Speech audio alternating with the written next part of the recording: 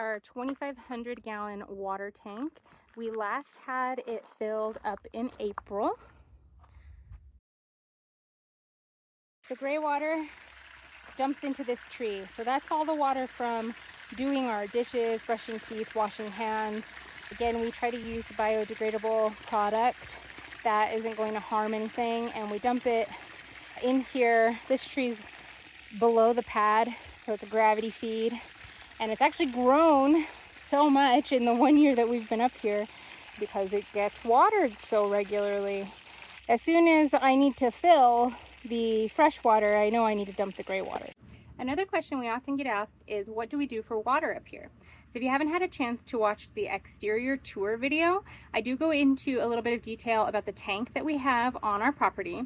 We do not have a well yet. That is something that will happen down at the home site. We are not digging a well up at our temporary home site. So we have water brought into us from a local company, and we have our tank filled.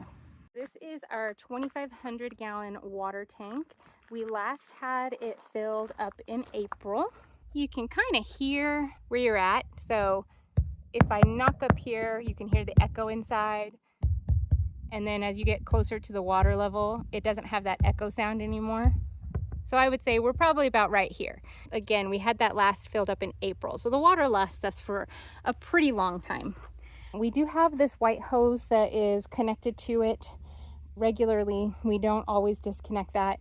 And we utilize this hose to refill the dog's water. I'm gonna go ahead and get everything set up so you can see how we fill the freshwater tank of the RV. To quickly fill the tank, we use a water pump, and we have a drinking water safe hose.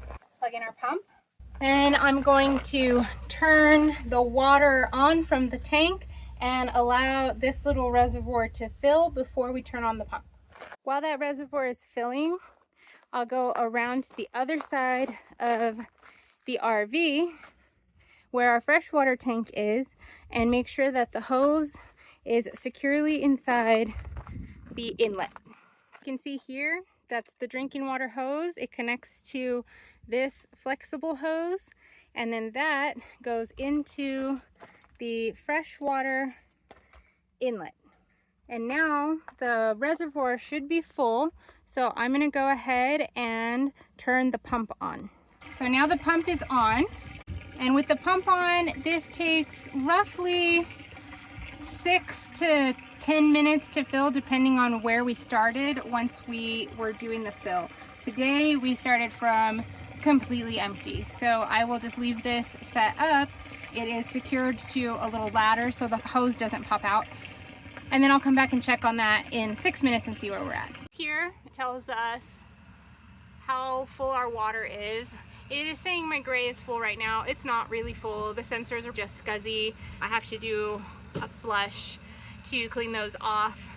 Also, our black tank is empty. We just did the black tank emptying. So I'll just watch this. Once it switches up to full, I let it go another minute or minute and a half or so to fully top off, and that way we have water for the week. Now that shows as full, so I'm going to go ahead and turn off the pump, and we're going to fill the MKE net. So I just come over here, turn this off, come over here, close this, and now I'm going to switch the hose over to the MKE, which is the smaller of our two RVs, and fill this freshwater tank. Our hose is long enough to reach without having to really maneuver it any differently. I'm able to just bring it around, push it into this one, and we stabilize it with this little ladder just to help keep it from pushing out once I start the pump again. Walk back over here and do it in reverse. Turn the lever on. The reservoir is already full from filling the previous tank.